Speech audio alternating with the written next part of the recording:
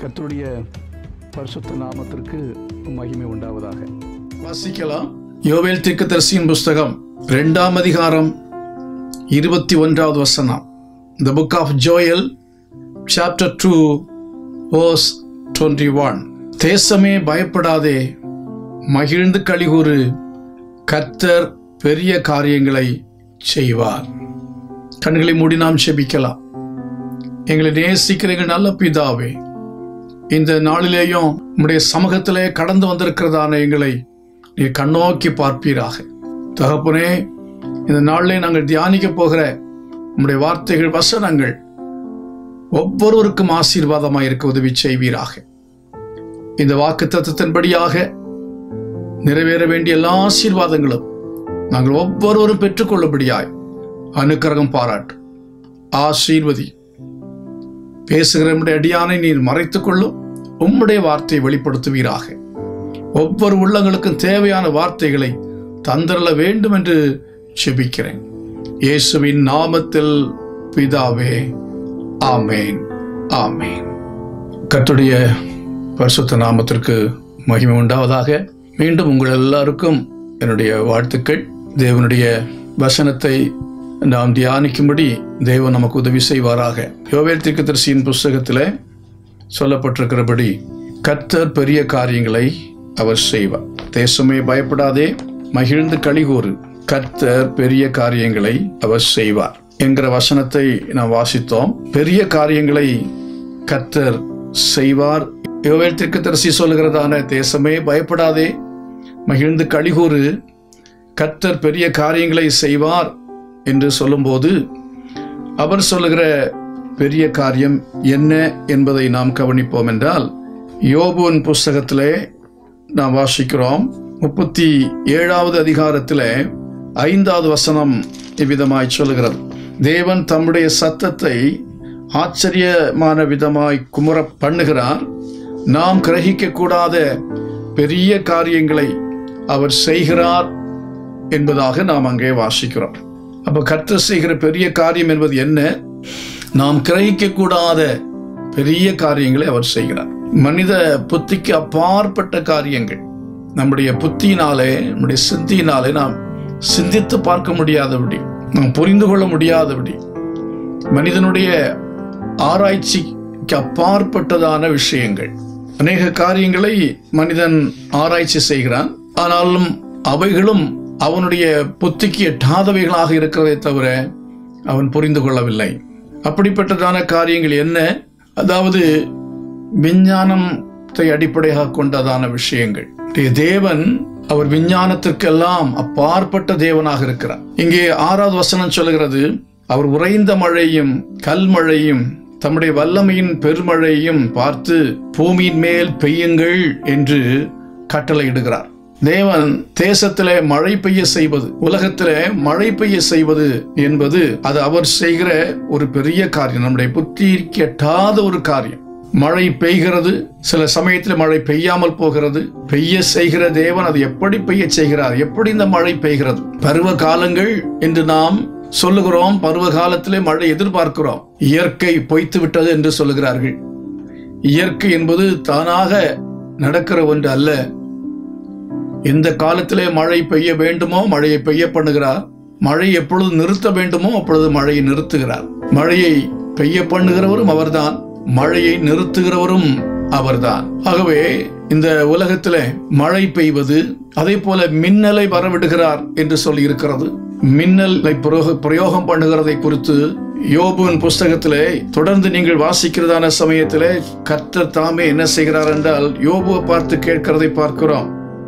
யோபுவே, இவைகளெல்லாம் உனக்கு உன் புத்திக்கு எட்டுகிற காரியம் அல்ல என்று சொல்லி தேவன் அவனுக்கு ஞானத்தை உணர்த்துகிறதை பார்க்கிறோம். ஆகவே நம்முடைய புத்திக்கு எட்டாத காரியங்களை அவர் செய்கிறார். ஆகவே பெரிய காரியம் என்பது நம்முடைய புத்திக்கு எட்டாத காரியங்களை கர்த்தர் நமக்கு செய்வார்.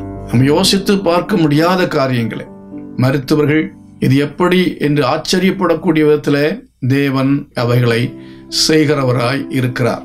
இன்னும் அந்த அதிகாரத்திலே வாசிக்கும் பொழுது 14ஆம் வசனம் சொல்கிறது, தேவனுடைய ஆச்சரியமான கிரியைகள் என்று சொல்லி இருக்கிறது. ஆகவே கர்த்தர் பெரிய காரியங்களை செய்வார் என்று சொன்னால் ஆச்சரியமான காரியங்கள், நாம் கிரகிக்க கூடாதபடி பெரிய காரியங்கள் என்று பார்த்தோம். இந்த வசனம் சொல்கிறது ஆச்சரியமான கிரியைகள், தேவனுடைய ஆச்சரியமான கிரியைகள். யோபுவே, இதற்கு செவிகொடும், தரித்து நின்று தேவனுடைய ஆச்சரியமான கிரியைகளை தியானித்து பாரும். எதை குறித்து சொல்லப்பட்டிருக்கிறது? அதாவது மின்னல்களை குறித்து மேலே படிக்கிறோம். நீர்த்துளிகளை மேகத்தில் ஏற்றி மின்னலினால் மேகத்தை சிதற பண்ணுகிறார் என்கிற இந்த உண்மை, சத்தியம், இயற்கையை பற்றியதான காரியம், இதை குறித்து அங்கே சொல்லப்பட்டது. யார் செய்கிறது? யார்? இயற்கையை படைத்த தேவன், இயற்கைக்கு அப்பாற்பட்ட ஒரு தெய்வம். அவர்தான் என்ன செய்திருக்கிறார் என்றால் இவை எல்லாவற்றையும் அவர் செய்து கொண்டிருக்கிறார். ஆகவே கிரகிக்க கூடாத பெரிய காரியங்களை செய்யத்தக்க வல்லமையுள்ள தேவன் நம்முடைய தேவன். ஆகவே இயற்கையை யாரும் வணங்கக்கூடாது. மழை, இடி, மின்னல் என்று பல காரியங்களை ஜனங்கள் வணங்குகிறார்கள். அவைகளை உண்டாக்கின ஒரு தெய்வம் உண்டு. அவரைத்தான் நாம் வணங்க வேண்டும், அவரைத்தான் நாம் ஆராதிக்க வேண்டும், அவரைத்தான் நாம் சேவிக்க வேண்டும். அதே போல மேகங்கள் தொங்கும்படி வைக்கும் நிறையையும், பூரண ஞானம் உள்ளவரின் அற்புதமான செய்கைகளையும், தென்றலினால் அவர் பூமி அமைய பண்ணும் போது உம்முடைய வஸ்திரங்கள் உஷ்ணமாயிருக்கும் வகையும் அறிவீரோ என்று வாசிக்கிறோம். இவைகளெல்லாம் நாம் பார்க்கும்போது தேவன் எவ்வளவு ஆச்சரியமான காரியங்களை உலகத்தில் அவர் நடப்பித்துக் கொண்டிருக்கிறார், செய்து கொண்டிருக்கிறார் என்கிறதை பார்க்கிறோம். அப்படிப்பட்ட சர்வ வல்லமையுள்ள தேவன் ஆச்சரியமான காரியங்களை உங்களுடைய வாழ்க்கையிலும் என்னுடைய வாழ்க்கையிலையும் இந்த ஆண்டில் செய்வார். கிரகிக்கக்கூடாத பெரிய காரியங்களை அவர் நம்முடைய வாழ்க்கையிலே, குடும்பத்திலே, நம்முடைய சபையிலே அவர் செய்வார். அது மட்டுமல்ல, லூக்கா சுவிசேஷத்திலே நான் வாசிக்கும் பொழுது 1ஆம் அதிகாரம் 49ஆம் வசனத்திலே அது இப்படி சொல்லுகிறார். மரியாள் சொல்லுகிறாள், வல்லமையுடையவர் மகிமையானவைகளை எனக்கு செய்தார் என்று சொல்லி இருக்கிறதை பார்க்கிறோம். ஆகவே பெரிய காரியம் என்பது மகிமையான காரியங்கள். இந்த லூக்கா 1ஆம் அதிகாரத்தில் 49ஆம் வசனத்துல தமிழிலே மகிமையான காரியம், மகிமையானவைகள் எனக்கு செய்தார் என்று சொல்லி இருக்கிறது.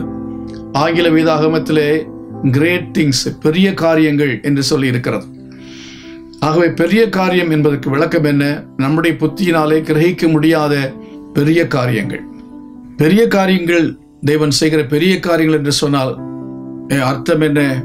ஆச்சரியமான காரியங்கள், ஆச்சரியப்படும்படியான காரியங்கள். அது மட்டுமல்ல, இங்கே லூக்கா சுவிசேஷம் சொல்லுகிறது மகிமையான கிரியைகள். கர்த்தர் எனக்கு மகிமையானவைகளை செய்தார் என்று சொல்லி இங்கே மரியாள் சொல்லுகிறதை பார்க்கிறோம். அப்படினாலே தேவன் நமக்கு அவர் இப்படிப்பட்ட பெரிய காரியங்களை அவர் செய்ய போகிறார். எத்தனை பேர் விசுவாசிக்கிறீர்கள்? உங்கள் வாழ்க்கையில் நிச்சயமாகவே கர்த்தர் பெரிய காரியங்களை அவர் செய்வார் என்பதில் சந்தேகமே இல்லை. ஆகவே தேவன் வேத புத்தகத்திலே பலருடைய வாழ்க்கையில அவர் பெரிய காரியங்களை செய்ததை குறித்து வாசிக்க முடியும். நம்முடைய வாழ்க்கையிலையும் அநேகர் அவர் செய்த பெரிய காரியங்களை அனுபவித்திருக்கிறோம். இங்கே வேத புத்தகத்திலே தேவன் பெரிய காரியங்கள் யார் யாருக்கு செய்தார் என்கிறதை குறித்து நாம் படிக்கும்போது, லூக்கா சுவிசேஷத்திலே வாசித்த அந்த வசனத்தை சொன்னதான மரியாள் என்கிறதான அந்த ஸ்திரியை பற்றி இன்றைக்கு நம்ம பார்க்க போகிறோம். மரியாளுக்கு தேவன் அவர் மகிமையானவைகளை செய்தார், பெரிய காரியங்களை அவர் செய்தார். அப்படி தேவன் அவளுக்கு செய்த மகிமையான காரியம் என்ன, பெரிய காரியம் என்ன என்பதை நாம் கவனிப்போம் என்று சொன்னால், வல்லமையுடையவர் மகிமையான காரியங்களை எனக்கு செய்தார் என்று 1:49 நாம் படிக்கிறோம். லூக்கா சுவிசேஷம் 1ஆம் அதிகாரம் 42ஆம் வசனத்திலே சொல்லப்பட்டிருக்கிறது, ஸ்திரீகளுக்குள்ளே அவள் ஆசீர்வதிக்கப்பட்டவள். தேவன் அவளுக்கு செய்த அதாவது பெரிய காரியம் என்னவென்றால் ஆசீர்வாதமான காரியம். ஆசீர்வதிக்கப்பட்டவள் என்று கர்த்தர் அவளை ஒரு சிறப்பானவளாக மாற்றினார். ஸ்திரீகளுக்குள்ளேயே தேவன் அவளை சிறந்தவளாக மாற்றினார். ஸ்திரீகளுக்குள்ளே என்று சொல்லும்போது வேதத்திலே நீங்கள் மத்தேயு சுவிசேஷத்திலே வாசித்து பாருங்கள். மத்தேயு சுவிசேஷம் 1ஆம் அதிகாரத்தில் வாசிக்கும் பொழுது அங்கே ஆபிரகாம் முதல் அந்த வம்ச வரலாறை நீங்கள் பார்க்கும்போது அநேக ஸ்திரீகளை நீங்கள் பார்க்கிறீர்கள். யூதாவுடைய வம்சத்தில் இயேசு பிறந்தபடினாலே இங்கே தாமார் இடம்பெறுகிறதை பார்க்கிறோம். அதே போல ஈசாய் தாவீது ராஜாவை பெற்றான். தாவீது ராஜா உரியாவின் மனைவியா இருந்தவரிடத்தில் சாலமோனை பெற்றான் என்று சொல்லி இருக்கிறது. ஆகவே உரியாவின் மனைவியா இருந்த பத்சேபாள், தெரியும், தாவீது பத்சேபாளிடத்துல அவன் பாவம் செய்தான். அதனுடைய காரியங்கள் எல்லாம் நம்ம பார்க்கிறோம். பரிசுத்த வேதாகமத்தில் இந்த விஷயங்கள் எல்லாம் சொல்லப்பட்டிருக்கிறது. அப்படி பார்க்கும் பொழுது வேதத்தை குறித்து கேள்வி கேட்பதற்கு அநேகருக்கு தோன்றக்கூடும். ஏன் இப்படிப்பட்டதான நபர்கள் எல்லாமே வேதத்தில் முக்கியமான நபர்களாக இடம்பெறுகிறார்கள்?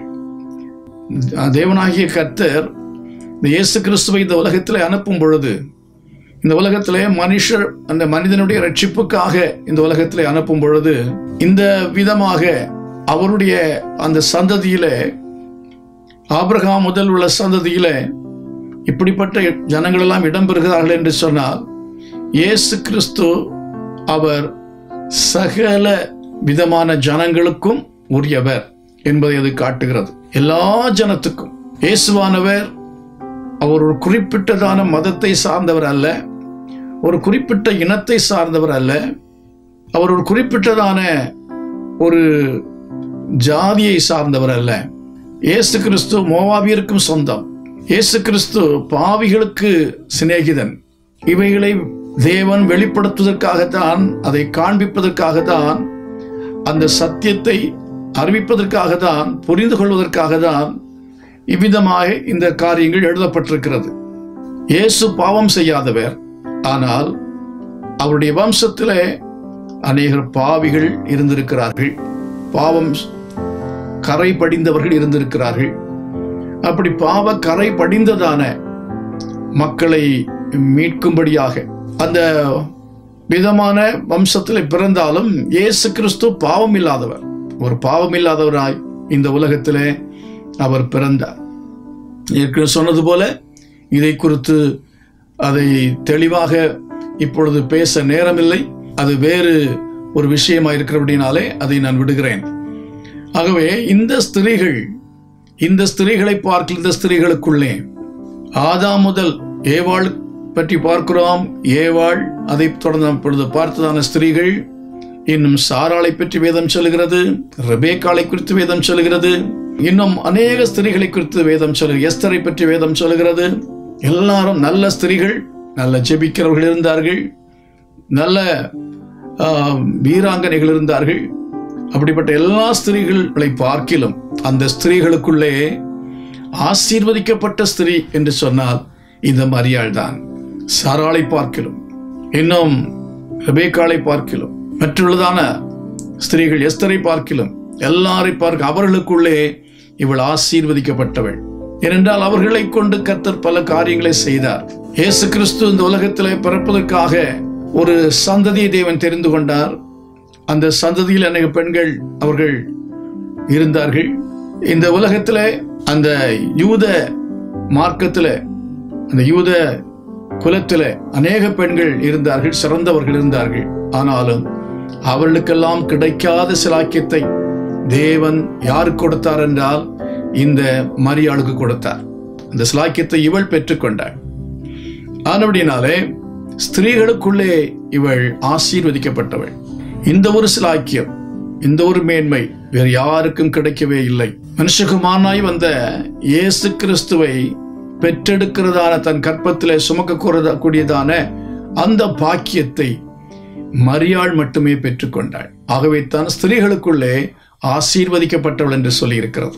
அருமையானவளே, உங்கள் வாழ்க்கையிலையும் சரி, கர்த்தர் இன்றைக்கு சொல்லுகிற காரியம் என்ன? அவர் செய்ய வேண்டும் என்று நினைத்தால் உங்களையும் அவர் ஸ்திரீகளுக்குள்ளே அல்லது புருஷர்களுக்குள்ளே, உங்களை வாலிபர்களுக்குள்ளே உங்களை தேவன் ஆசீர்வதிக்கப்பட்டவர்களாய் மாற்றுவார். நினைக்கலாம், எப்படி என்னை கர்த்தர் அப்படி மாற்ற முடியுமா என்று சொல்லி நீங்கள் நினைக்கலாம். ஞானிகளுக்குள்ளே உங்களை கர்த்தர் ஆசீர்வதிக்கப்பட்டவர்களாய் மாற்றுவார். கல்விமான்களுக்குள்ளே உங்களை ஆசீர்வதிக்கப்பட்டவர்களாக மாற்றுவார். உங்கள் அலுவலகத்தில் வேலை செய்கிற மக்களுக்குள்ளே உங்களை ஆண்டவர் ஆசீர்வதிக்கப்பட்டவர்களாக அவர் மாற்ற முடியும். உங்கள் குடும்பத்தில் ஒருவேளை நீங்கள் புறக்கணிக்கப்பட்ட நபராக இருக்கலாம், கஷ்டப்படுகிற நபராக இருக்கலாம், ஒருவருக்கும் நீங்கள் அறிமுகமாகாத நபராக இருக்கலாம், ஒருவேளை அநேகர் மத்தியிலே நீங்கள் கவனிக்கப்படாத ஒரு ஆளாக இருக்கலாம். கர்த்தர் சொல்லுகிறார், உங்களை கர்த்தர் அவர் நீங்கள் இருக்கிற அந்த சமுதாயத்தில் குடும்பத்தில் ஆசீர்வதிக்கப்பட்ட ஒரு நபராக தேவன் மாற்றப் போகிறார். விசுவாசத்தோடு ஆண்டவரை மகிமைப்படுத்துங்கள். விசுவாசிக்கிறீர்களா? கர்த்தர் இதை செய்வார். உங்களை செய்ய முடியுமா? உங்களை குறித்து தேவன் அப்படி செய்ய வேண்டும் என்று அவர் நினைத்திருக்கிறார். நிச்சயமாகவே அதை செய்வார். உங்கள் புத்தி கெட்டாத ஒரு காரியத்தை நீங்கள் கேட்கிறீர்கள். எப்படி ஆகும்? கர்த்தர் நிச்சயமாய் செய்வார். ஐயோ, எனக்கு படிப்பில்லையே, கர்த்தரை செய்வார். உங்களை கிரகிக்க முடியாத காரியத்தை தேவன் செய்வேன் என்று சொல்கிறார். ஆச்சரியமான காரியத்தை தேவன் செய்வேன் என்று சொல்கிறார். அநேக பிள்ளைகள் மத்தியிலே உங்கள் பிள்ளையை, உங்கள் குழந்தையை ஆசீர்வதிக்கப்பட்ட குழந்தையாய் அவர் மாற்றுவார், மாற்ற முடியும். அதைத்தான் கர்த்தர் சொல்கிறார், நான் பெரிய காரியத்தை செய்வேன்.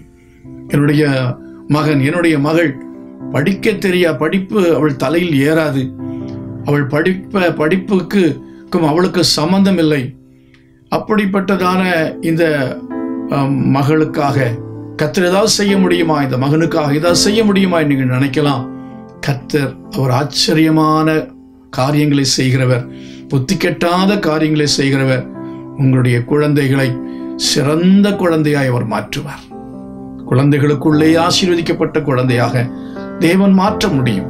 அருமையானவர்களே, இந்த விதமாக இந்த மரியாளை குறித்து லூக்கா சுவிசேஷம் 1ஆம் அதிகாரம் 42வது வசனம் சொல்ல, ஸ்திரீகளுக்குள்ளே நீ ஆசீர்வதிக்கப்பட்டவள்.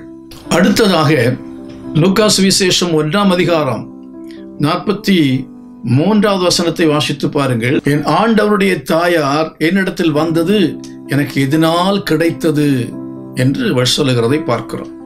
என் ஆண்டவருடைய தாயார் என்னிடத்தில் வந்தது எனக்கு எதனால் கிடைத்தது. இந்த எலிசபெத் மரியாள் தன் வீட்டுக்கு வந்த பொழுது சொன்ன வார்த்தையைத்தான் நாம் இங்கே வாசிக்க கேட்டோம். எலிசபெத் சொன்ன வார்த்தை, மரியாளை பார்த்து சொன்ன வார்த்தை. அருமையானவர்களே, இவள் ஒரு பிரபலமான ஒரு ஸ்திரீ அல்ல. மரியாள் ஒரு தச்சு வேலை பார்க்கிற ஒரு நபருக்கு திருமணத்திற்காக நிச்சயார்த்தம் செய்யப்பட்டு இருக்கிற ஒரு பெண். அவர்களுடைய நிலைமை ஏழ்மை நிலைமைதான். அப்படிப்பட்ட ஒரு ஏழ்மை நிலைமையில இருக்கிற ஒரு ஸ்திரீ. அவள் எலிசபெத் என்றால் ஆசாரியனுடைய மனைவி. ஆசாரியனுடைய மனைவி சகரியா என்கிற ஆசாரியன், அவனுடைய மனைவி தான் எலிசபெத். இந்த எலிசபெத் வீட்டில் போகும் பொழுது இவளை பற்றி அவள் சொல்லுகிற ஒரு ஆச்சரியமான காரியம் என்ன? என் ஆண்டவருடைய தாயார் என்னிடத்தில் வந்தது எதனால் எனக்கு கிடைத்தது என்று அவள் சொல்லுகிறாள் என்றால் பொருள் என்ன? ஆண்டவருடைய தாயார் என்கிற அந்த ஒரு இடத்தை, ஆண்டவருடைய தாயார் என்கிற ஒரு அந்தஸ்தை, அந்த டைட்டில் என்று சொல்லுவார்களே, அப்படிப்பட்ட ஒரு பட்டப்பெயர், ஒரு சிறந்த பெயரை, அவருடைய பெயர் மரியாள்.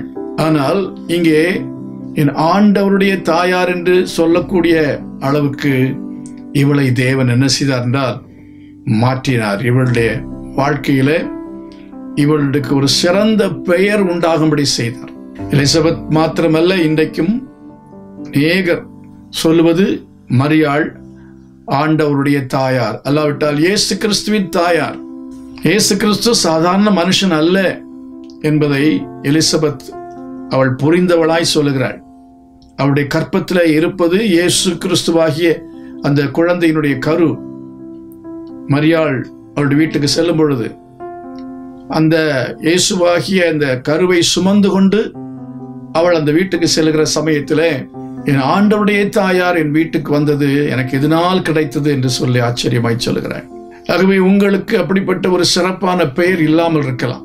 ஒருவேளை இருக்கிற பெயர் அவப்பெயராக இருக்கலாம். சமீபத்திலே ஒரு திருடன் அவனே உலகத்தில் பலர் பாராட்டி அவனுக்கு 15 லட்சம் ரூபாய் யார் யாரோ அவனுடைய அக்கௌண்ட்டுக்கு பணத்தை அனுப்பி கொடுத்தார்கள் என்று சொல்லி செய்தியிலே படித்தேன். ஏனென்றால் ஒரு குற்றம் செய்தவர்களை காட்டி கொடுக்கிற விஷயத்தில் அவன் எவ்வளவோ மிரட்டப்பட்டும் எவ்வளவு பணம் தருகிறேன் என்று சொல்லியும் அவன் கேட்கவில்லை. அவன் உறுதியாக இருந்து அவன் சாட்சி சொன்னான். அவன் கண்டதை நான் பார்த்தேன், இந்த தவறு நடந்ததை பார்த்தேன் என்று சொன்னானா. ஆக இப்பொழுது அவனை திருடன் என்று யாரும் சொல்லவில்லை. அதற்கு முன்பு திருடன் என்று அழைக்கப்பட்டவன் இப்பொழுது அவனுக்கு வந்த வாழ்வை பாருங்கள், எல்லாராலும் புகழப்படுகிறதை பார்க்கிறோம். அந்த அவப்பெயர் அவனை விட்டு நீங்கிவிட்டது. எவ்வளவு அவப்பெயர் இருந்தாலும் நல்ல காரியங்களை நம்ம செய்யும் பொழுது நம்முடைய அவப்பெயர் நீங்கிவிடும். ரட்சிக்கப்படும் முன்பு, இயேசுவை ஏற்றுக்கொள்ளப்படும் முன்பதாக ஒரு கொலைகாரனாக நீங்கள் இருந்திருக்கலாம். இயேசு உங்கள் வாழ்க்கையில் வந்து விட்டார் என்றால் நீங்கள் திருடன் என்று அழைக்கப்பட மாட்டீர்கள், கொலைகாரன் என்று அழைக்கப்பட மாட்டீர்கள். நீங்கள் பழைய பெயர்களை சுமக்க தேவையில்லை. கர்த்தர் உங்களுக்கு புதிய நாமத்தை தரிப்பார். புது நாமத்தால் அழைக்கப்படுவீர்கள். எத்தனை பேர் விசுவாசிக்கிறீர்கள்? பழைய பெயர்கள் எல்லாவற்றையும் கர்த்தர் மாற்றி போடுவார். ஆபிரகாமுடைய பெயரை கர்த்தர் ஆபிரகாம் என்கிற பெயரை மாற்றி கர்த்தர் ஆபிரகாம் என்று அழைத்தார். சாரா என்கிற பெயரை மாற்றி சாராள் என்று அழைத்தார். ஆபிரகாம் என்கிறதுக்கும் ஆபிரகாம் என்பதற்கும் பெருத்த வித்தியாசம். கர்த்தர் அப்படிப்பட்ட நிலைமையிலே தேவன் அவனுக்கு நல்ல பொருள் உள்ளதான பெயரை அவனை கொடுத்து நல்ல ஒரு உயர்ந்த ஒரு அந்தஸ்தை அவனுக்கு கொடுத்ததை நம்ம பார்க்கிறோம். ஒரு உயர்ந்த இடத்துக்கு அவனை கொண்டு போனதை பார்க்கிறோம். அதே போல மரியாளுடைய வாழ்க்கையிலையும் கர்த்தர் செய்தார். ஆண்டவருடைய தாயார் என்னிடத்தில் வந்தது எதனால் கிடைத்தது என்று சொல்லக்கூடிய ஒரு அனுபவம் பாருங்கள். எவ்வளவு ஒரு மேன்மையான அனுபவம், ஒரு பெரிய அனுபவம். உங்க வாழ்க்கையிலையும் அப்படிப்பட்டதான தவறான பெயர்களை மாற்றுவது மாத்திரமல்ல, உங்களுக்கு இல்லாத பெயர்கள், புதிய பெயர்கள், அதாவது சிறந்த பெயர்கள், அப்படிப்பட்ட நல்ல டைட்டில்ஸ்கள் உங்களுக்கு கிடைக்கும்படியாய் கர்த்தர் உங்களுக்கு உதவி செய்வார். தேவனால் கூடாத காரியம் ஒன்றுமே இல்லை. அதை அவர் உங்களுக்கு செய்ய முடியும். நீங்கள் எதிர்பார்க்காத பெயராக இருக்கலாம், எதிர்பார்க்காத பெயரையே கர்த்தர் கொடுப்பார். அப்படிப்பட்ட உயர்ந்த ஸ்தானத்தில் உங்களை கொண்டு போய் தேவன் வைப்பார். விசுவாசிக்கிறீர்களா? சபையிலே ஒரு ஜெபக்குழு தலைவர் என்கிற நிலைமையிலே அழைக்கப்படுகிற நீங்கள் ஒரு பிராந்தியத்தின் தலைவர் என்று சொல்லக்கூடிய அந்த ஒரு இடத்துக்கு நீங்கள் வரலாமே. தேவன் அந்த விதமாய் உங்களுக்கு ஒரு பெரிய காரியத்தை அவர் செய்ய விரும்புகிறார். நீங்கள் ஒரு சின்ன ஆளாய் இருக்க விரும்பவில்லை, ஒரு ஜெபக்குழு தலைவராய் மட்டும் இருக்க விரும்பவில்லை, அல்லது எந்த பெயரும் இல்லாமல் இந்த சபையிலே வந்து போகிற ஒரு விசுவாசி என்கிற நிலைமையில இல்லாதபடிக்கு நீங்கள் இன்னும் சிறந்த பெயர்களை சுதந்திரித்துக் கொள்ள வேண்டியது அவசியம். இயேசுவுக்காக தியாகம் செய்யும் பொழுது, இயேசுவுக்காக இந்த தேவனுடைய சித்தத்தின்படி இவள் நிந்தைகளையும் பாடுகளையும் அனுபவித்தால் பரவாயில்லை, இயேசுவை நான் சுமக்க பெற்றெடுக்க ஆயத்தம் என்று சொல்லி தன்னை அர்ப்பணித்த போது கர்த்தர் அவளை ஆண்டவருடைய தாயார் என்று அழைக்கப்படும் சிலாக்கியத்தை கொடுத்தது போல, கர்த்தருக்காக நீங்கள் எதையாவது செய்வதற்கு உங்கள் வாழ்க்கையை ஒப்பு கொடுக்க வேண்டும். நீங்கள் கர்த்தருக்காக பாடுபட வேண்டும், கர்த்தருக்காக உழைக்க வேண்டும், கர்த்தருக்காக அவமானப்பட வேண்டும், நிந்தைகளை சகிப்பதற்கு ஆயத்தமாக வேண்டும். அப்பொழுது நிச்சயமாகவே தேவன் உங்களையும் சிறந்த நற்பெயர்களை தந்து அவர் ஆசீர்வதிக்க வேண்டும் என்று விரும்புகிறார். அது மட்டுமல்ல, 52ஆம் வசனத்தை வாசிக்கிறேன். பலவான்களை ஆசனங்களிலிருந்து தள்ளி தாழ்மையானவர்களை உயர்த்தினார் என்று சொல்லி பார்க்கிறோம். தேவன் உயர்த்துகிற தேவன். உங்களை ஆண்டவர் உங்களுடைய ஸ்தானங்களை உயர்த்துவார். அது ஒரு ஆசீர்வாதம், தேவனால் உயர்த்தப்படுகிற ஒரு அனுபவம். சாதாரண ஒரு பெண்ணாய் இருந்தவள் இப்பொழுது அவள் உயர்த்தப்பட்டாள். அவள் என்ன சொல்கிறார்? பலவான்களை ஆசனங்களிலிருந்து தள்ளி தாழ்மையானவர்கள் என்ன செய்தாராம்? உயர்த்தினார். இதனுடைய அர்த்தத்தை நான் உங்களுக்கு சொல்கிறேன். பலவான்கள் என்று சொல்லும் பொழுது, அதாவது யார் யாருக்கெல்லாம் சிலர் தேசத்தின் அதிபதியாக மாறும் பொழுது ஒரே நாள்ல அவர்கள் பலவான்களாய் மாறிவிடுகிறார்கள். இராணுவனுடைய கட்டுப்பாட்டுக்குள்ளே வருகிறது, அதே போல காவல்துறை கட்டுப்பாட்டுக்குள்ளே வருகிறது. அப்படிப்பட்ட பலவான்கள் உலகத்தில் நிறைய பேர் இருக்கிறார்கள். தேவன் உங்களையும் அவ்விதமான நிலைமையிலே கர்த்தர் உங்களை பலவான்களாக ஆசீர்வதிப்பார். இந்த உலக பிரகாரமாக பலவான்களை அவர் கீழே தள்ளுவார். ஆனால் ஒன்றுக்கும் உதவாமல் இருக்கிற உங்களை தேவன் வல்லமை உள்ளவர்களாய் அவர் மாற்ற வேண்டும் என்று விரும்புகிறார். மற்ற நாடுகளுக்கு எதிராக யுத்தம் செய்து வெற்றி பெறுவதற்காக இராணுவத்தை கையில வைத்திருப்பது என்பது இராணுவ பலம். ஆனால் அந்த பலத்தை விட உங்களுக்கும் எனக்கும் கர்த்தர் கொடுக்கிற ஒரு பெரிய சக்தி உண்டு. என்ன சக்தி தெரியுமா? பலம் என்ன தெரியுமா? பரிசுத்த ஆவியின் பலம். அதைத்தான் லூக்கா சுவிசேஷத்திலே 1ஆம் அதிகாரத்தில் நாம் வாசிக்கிறோம். பரிசுத்த ஆவி உன்மேல் வரும், உன்னதமானுடைய பலம் உன்மேல் நிழலிடும் என்று சொல்லி இருக்கிறது. ஆதலால் உன்னிடத்தில் பிறக்கும் பரிசுத்தம் உள்ளது தேவனுடைய குமாரன் எண்ணப்படும். இந்த உலகத்திலே சக்தி வாய்ந்த மனிதர்களாக இருப்பது என்பதை விட பரிசுத்த ஆவியினுடைய அந்த உன்னதமானவரின் பலம், அந்த வல்லமையை நீங்கள் தரித்துக் கொள்ளும் பொழுது, நாம தரித்துக் கொள்கிற சமயத்தில் நமக்குள்ளே பரிசுத்தம் உருவாகிறது. பரிசுத்தமானவர் உருவாகிறார். பரிசுத்தமானவரின் சுபாவங்கள் நமக்கு உருவாகிறது. பரிசுத்த ஆவியினாலே அது நமக்கு கிடைக்கிறது. ஆகவே இந்த பலம் என்பது இராணுவ பலத்தை விட சிறந்தது. இந்த பலம் என்பது நிதி அமைச்சகங்கள் மற்றும் உள்ளதான எல்லா விதமான அமைச்சகங்களும் உங்கள் கையில இருக்கிறதை விட ஒரு பெரிய சக்தி வாய்ந்த ஒரு நபராய் கர்த்தர் உங்களை மாற்றுகிறார்.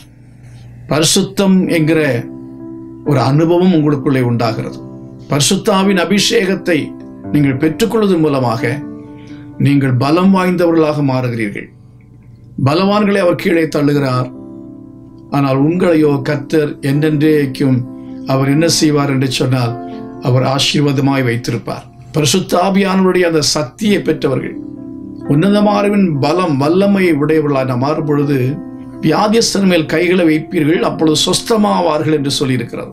இராணுவத்தை கையில் வைத்திருந்தால் இராணுவ பலம் உள்ளதான ஒரு அதிபராக இருந்தாலும் வியாதியை பார்த்து போ என்று சொன்னால் போகாது.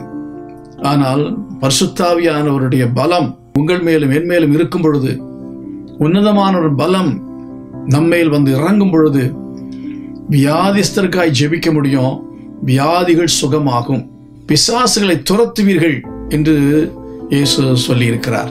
அந்த பலம் நம்மையில் இருக்கும் பொழுது நாம் சக்தி வாய்ந்தவர்களாக வல்லமை உள்ளவர்களாக கர்த்தர் நம்மை மாற்றுகிறார். பாருங்கள், அந்த அனுபவம் என்ன செய்கிறது என்று சொன்னால், நாம் பிசாசுகளை பார்த்து போ என்று சொன்னால் அவைகள் போகும். அப்படிப்பட்டதான சக்தியை, வல்லமையை, கர்த்தர் அதிகாரத்தை தேவன் நமக்கு தருகிறவராக இருக்கிறார். பலவான்களை அவர் கீழே தள்ளுகிறார். 5 வருடம் இருப்பார்கள், பின்பு அவர்கள் எங்கே போவார்கள் என்றே தெரியாது. எல்லா பலமும் அவர்கள் போய்விடும். எல்லா மகத்துவம் மகிமையும் அவர்கள் இழந்து விடுவார்கள். எல்லா வல்லமையும் இழந்து விடுவார்கள். ஆனால் பரிசுத்தாவின் அபிஷேகத்தை பெற்றுக் கொண்டவர்கள், தேவனுடைய வல்லமையை பெற்றுக் கொண்டவர்கள், அவர்கள் எந்நாளும் அவர்கள் சக்தி வாய்ந்தவர்கள். இந்த உலகத்திலே பாவத்தை எதிர்த்து நிற்கும்படியான வல்லமையை கர்த்தர் உங்களுக்கு தருகிறார். சாத்தானை எதிர்த்து நிற்கத்தக்கதான வல்லமையை கர்த்தர் உங்களுக்கு தருகிறார். பிசாசுகள் உங்களுக்கு கீழ்ப்படியும். அமிதமான அந்த அனுபவத்தை தேவன் தருகிறார் என்றால் நம்முடைய புத்திக்கு எட்டாத, கிரகிக்க முடியாத ஒரு காரியம். தேவன் எப்படி செய்கிறார் பாருங்கள். இந்த உலகத்தின் அதிபதிகள் பலவான்களாக இருக்கலாம், பலம் வாய்ந்தவர்களாக இருக்கலாம். ஆனால் அவர்கள் கொஞ்ச காலம் இந்த உலகத்தை விட்டு போனதற்கு பிறகு அவர்கள் என்ன பலவீனமானவர்களாய் மாறி போய் விடுகிறார்கள். நித்திய நரகத்திலே அவர்கள் தள்ளப்படுகிறார்கள். ஆசனங்களிலிருந்து இந்த உலகத்தை தள்ளப்படுவது மாத்திரமல்ல, அநேக பலவான்கள் அவர்கள் நித்திய நரகத்துக்குள்ளே தள்ளப்படுகிறார்கள். நீயும் என்னை போல பலட்சியமானாயோ என்று சொல்லி சத்துரு அவர்களை வரவேற்பார். இவ்வளவு பெரிய வல்லமை படைத்த ஆட்களாக இருந்தாலும் சரி, பரலோகத்துக்கு அதனாலே போக முடியாது. உங்கள் வாழ்க்கையில கர்த்தர் உங்களை ஆசனங்களில் தள்ள மாட்டார். உங்களை ஆசனத்தை நிலைத்து இருக்கும்படி செய்கிறவர். ஒரு சக்தியும் உங்கள் ஆசனத்தை விட்டு கீழே தள்ள முடியாது. எத்தனை பேர் முயற்சி செய்யலாம், ஆனால் ஒருவரும் உங்களை அசைக்கவே முடியாது. நீங்கள் அந்த ஆசனத்தில் இருப்பீர்கள். அது மாத்திரமல்ல, இன்னும் உயர்த்தப்படுவீர்கள். கர்த்தர் பெரிய காரியத்தை செய்வார். எப்படி இது ஆகும் என்று சொல்லக்கூடிய அளவில் உங்களுக்கு தேவன் உயர்வை அவர் தரப்போகிறார். சிலருடைய ஆசனத்தில் அவளை தள்ளிவிட்டு உங்களை அந்த ஆசனத்திலே இந்த ஆண்டு உட்கார வைக்க போகிறார். விசுவாசிக்கிறீர்களா? நிச்சயமா இதை கர்த்தர் அவர் செய்வார். அவரால் இதை செய்ய முடியும் என்பதில் சந்தேகமே இல்லை. அதைத்தான் அவர் வாக்குத்தத்தமாய் கொடுத்திருக்கிறார். பயப்படாதே, மகிழ்ந்து களிகூறு, கர்த்தர் பெரிய காரியங்களை அவர் செய்வார். மரியாள் சொல்கிறாளே, அவர் எனக்கு மகிமையான காரியங்களை அவர் செய்தார் என்று சொல்கிறபடி மகிமையான காரியங்களை அவர் செய்கிற தெய்வம். அது மட்டுமல்ல, இங்கே இந்த வசனம் சொல்ல அவர் என்னை உயர்த்தினார் என்று சொல்லுகிறார். ஆசனங்களை தள்ளி தாழ்மையானவர்களை உயர்த்தினார். ஏழ்மையில் இருக்கிறவர்கள், பணம் இல்லை, வசதி இல்லை, படிப்பு இல்லை, அந்தஸ்து இல்லை, ஆனால் அந்த நிலைமையில் இருக்கிறதான உங்களையும் உங்கள் சந்ததியும் அவர் உயர்த்த முடியும். தேவனால் கூடாத காரியம் ஒன்றுமே இல்லை. அவர் கொடுக்கிற உயர்வு. என் ஆண்டருடைய தாயார் இடத்துல வந்தது எதனால் எனக்கு எதனால் கிடைத்தது என்று சொல்லி ஆச்சரியப்படக்கூடிய அளவில் ஒரு அங்கீகாரம். உங்களுக்கு தேவன் அங்கீகாரத்தை அவர் கொடுப்பார். எங்க வீட்டுக்கு வரமாட்டீங்களா என்று சொல்லி எதிர்பார்க்கக்கூடிய அந்த இடத்திற்கு நீங்க வந்ததுக்கு நாங்க கொடுத்து வச்சிருக்கணும் அப்படின்னு சொல்ற ஆட்களை பார்த்திருக்கிறோம். எங்கள் வீட்டுக்கு நீங்கள் வருவதற்கு நாங்கள் பாத்திரம் அல்ல. நீங்கள் அவ்வளவு பெரிய அந்தஸ்துல உள்ள ஒரு நபர், உயர்ந்தவர்கள். எங்க வீட்டுக்கெல்லாம் நீங்க வரமாட்டீங்கன்னு நினைச்சோம், எங்க வீட்டுக்கெல்லாம் வந்தீங்களே அப்படின்னு சந்தோஷப்படுவாங்க. உங்க சொந்தத்துக்குள்ள உறவினர்களுக்குள்ள அப்படி சந்தோஷப்படுவாங்க. அவங்கெல்லாம் நம்ம வீட்டுக்கெல்லாம் வருவாங்களா அப்படி என்று சொல்லி நினைத்தவர்கள் வீட்டுக்கு நீங்க போவீர்கள், போக வேண்டும். அப்படி போகும்போது அவர்கள் சொல்லுவார்கள், இது எனக்கு எதனால் கிடைத்தது என்று சொல்லக்கூடிய அளவிற்கு அவர்கள் சந்தோஷப்படுவார்கள், முயற்சி அடைவார்கள். சிலருடைய வீட்டுக்கு நல்ல வாகனத்தில் போய் இறங்குவது அந்த வீட்டுக்கு அவர்களுக்கு சந்தோஷம். சுற்றிலும் உள்ள மக்கள் யாருன்னு கேட்பார்கள், உங்க வீட்டுக்கு பெரிய ஆட்கள்லாம் வர்றாங்களே அப்படின்னு சொல்லி அவங்களை குறித்து ஒரு மேன்மையாய் நினைப்பார்கள். அப்படி யாரும் வரமாட்டார்களா என்று எதிர்பார்க்கிற மக்கள் உண்டு. அப்படிப்பட்ட நிலைமைக்கு தேவன் உங்களை என்ன செய்வார்? உயர்த்த போகிறார். தேவன் அவிதமாக உங்களை அவர் உயர்த்துவார். அருமையானவர்களே, அடுத்த வசனம் என்ன சொல்கிறது? மரியாள் பரிசுத்தாவின் வல்லமையினாலே நிரப்பப்பட்டவள், பயன்படுத்தப்பட்டார். அதைத்தான் 41ஆம் வசனத்தில் படிக்கிறோம். எலிசபெத் மரியாளுடைய வாழ்த்துதலை கேட்ட பொழுது அவளுடைய வயிற்றில் இருந்த பிள்ளை துள்ளிற்று. எலிசபெத் பரிசுத்தாவினால் நிரப்பப்பட்டு உரத்த சத்தமாய், ஸ்திரீகளுக்குள்ளே நீ ஆசீர்வதிக்கப்பட்டவள் என்று சொல்லி தீர்க்க தரிசனம் உரைத்தார். எலிசபெத் மரியாளுடைய வாழ்த்தலை கேட்ட பொழுது எலிசபெத்துடைய வயிற்றில் இருந்த பிள்ளை துள்ளிற்று என்று சொல்லி பார்க்கிறோம். எலிசபெத்தும் பரிசுத்தாவினால் நிரப்பப்பட்டார். இவள் பரிசுத்தாவின் பலத்தை பெற்றவள். பரிசுத்தாவின் நிழல் அவள் மேல் பட்டது. இவளுடைய வயிற்றில் இப்பொழுது இயேசு கிறிஸ்து ஆகிய அந்த குழந்தை உருவாகி இருக்கிறது. அந்த அனுபவத்தோடு கூட இவள் என்ன செய்கிறாள் என்றால், எலிசபெத்துடைய வீட்டுக்கு வரும்பொழுது, சொல்லப்போனால் எலிசபெத் ஆசாரியனுடைய மனைவி, இவள் மூலமாக அபிஷேகத்தை பெற்றார். இவளுடைய வார்த்தையை கேட்ட பொழுது அவளுடைய வயிற்றில் இந்த பிள்ளை துள்ளிற்று என்றால் களிப்பு உண்டாயிற்று. குழந்தை வயிற்றில் இருந்த குழந்தை கூட களிப்படையும்படியாய், களிகூறும்படியாய், சிறியோர் முதல் பெரியோர் வரையிலையும் எல்லாரும் களிப்படையும்படியாக சந்தோஷம் அடையக்கூடியதான செய்தியை தேவன் உங்கள் வாயில தருவார். உங்கள் வார்த்தைகள் மாறும். உங்கள் வார்த்தை அபிஷேகம் உள்ளதாக மாறும். நீங்கள் பேசுவது அநேகருக்கு ஆசீர்வாதமாக மாறும். அநேகருடைய வாழ்க்கையிலே அவர்களை மாற்றக்கூடிய சக்தி படைத்த வார்த்தைகளாக தேவன் உங்கள் நாவை அவர் பயன்படுத்துவார். உங்கள் வாழ்க்கையில கர்த்தர் செய்கிற பெரிய காரியம் அதுதான். இதுவரையிலேயும் இவள் வாழ்த்தின வாழ்த்தல் என்கிறதற்கும் இப்பொழுது அவள் வாழ்த்துகிற வாழ்த்தலுக்கு வித்தியாசம் உண்டு. இதற்கு முன்பு நீங்கள் செய்த பிரசங்கம், இதற்கு முன்பு பண்ணுகிற ஜெபங்கள் எல்லாவற்றில் இருந்தும் ஒரு பெரிய மாற்றத்தை, வித்தியாசத்தை தேவன் உங்களுக்கு அவர் தரப்போகிறார். விசுவாசிக்கிறீர்களா? கர்த்தர் உங்கள் நாவை எடுத்து பயன்படுத்துவார். உங்கள் வாயிலிருந்து பிறக்கிறதான வார்த்தைகள் அநேகருக்கு சந்தோஷத்தை கொடுக்கக்கூடிய வார்த்தைகளாக மாறும். இதற்கு முன்பு உங்கள் வார்த்தையினால் அநேக இடர் இருக்கலாம். ஞானமில்லாமல் பேசுகிற நபர்களாக இருந்திருக்கலாம், மதீனமாய் பேசுகிற நபர்களாக இருந்திருக்கலாம். வாயிலிருந்து வருகிற வார்த்தை நம்பிக்கை இல்லாத வார்த்தைகளாக வந்திருக்கலாம், அநேகரை காயப்படுத்துகிற வார்த்தைகளாக வந்திருக்கலாம். ஐயோ, எனக்கு பேச தெரியவில்லையே, நான் பேசினால் மக்கள் இடறி போகிறார்கள் என்று நீங்கள் கவலைப்பட்டிருக்கலாம்.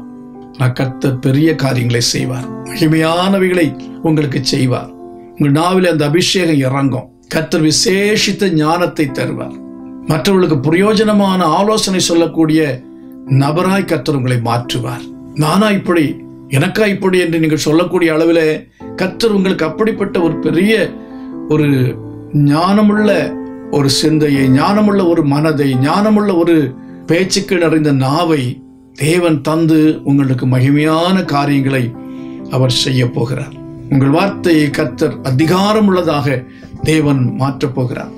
அநேகர் மதிக்கக்கூடியதான வார்த்தைகள் பேசக்கூடிய அந்த கல்விமானின் நாவை கர்த்தர் தந்து உங்களை ஆசீர்வதிக்க போகிறார்.